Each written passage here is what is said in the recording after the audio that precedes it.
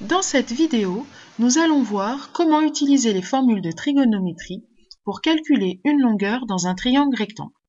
Prenons l'exemple DEF, triangle rectangle en E. Nous connaissons la longueur DF qui mesure 6 cm, l'angle DFE qui mesure 66 degrés, et l'on cherche la longueur DE. Alors pour résoudre un tel exercice, on va respecter plusieurs étapes.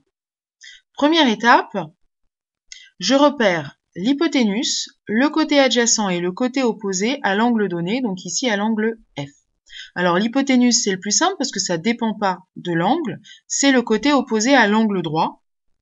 Ici c'est le côté DF. Maintenant le côté adjacent à l'angle F, c'est le côté qui est collé à l'angle F et qui n'est pas l'hypoténuse. Autrement dit, c'est le côté FE.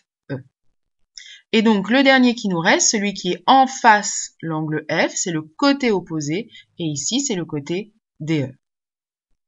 Deuxième étape, une fois qu'on a repéré les mots de vocabulaire, on choisit la formule qui convient dans les formules de trigonométrie. Alors, pour cela, petit pense-bête, on se remet les formules sous les yeux et on repère. On connaît l'hypoténuse et on cherche le côté opposé. La formule qui lie le côté opposé avec l'hypoténuse, c'est le sinus. Donc c'est cette formule-là qui va nous servir ici pour calculer la longueur DE. Donc j'écris que le sinus de l'angle DFE, c'est égal à DE sur DF. J'utilise les lettres de la figure. Troisième étape, je vais remplacer par les valeurs numériques et je vais calculer à l'aide des produits en croix. Donc, sinus de l'angle DFE, c'est 66 degrés. Donc, sinus de 66 degrés, c'est égal à DE, ce que je cherche, sur 6.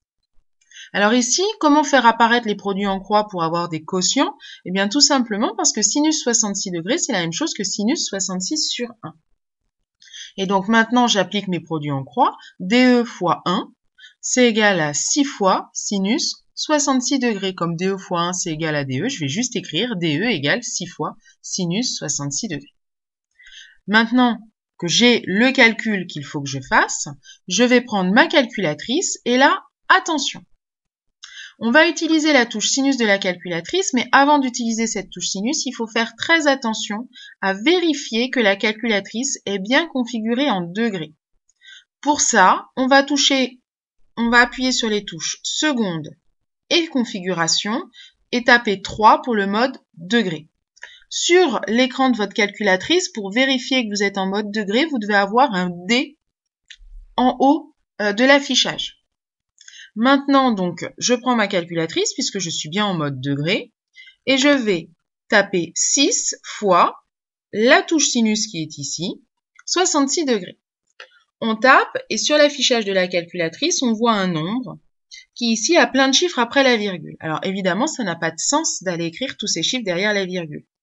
On était en centimètres, donc le 5 ici c'est des centimètres, ça veut dire que le 4 ici c'est des millimètres. Et le 8, c'est plus petit, c'est 10 fois plus petit que des millimètres, donc on va donner une valeur arrondie au millimètre près, c'est-à-dire avec un chiffre après la virgule.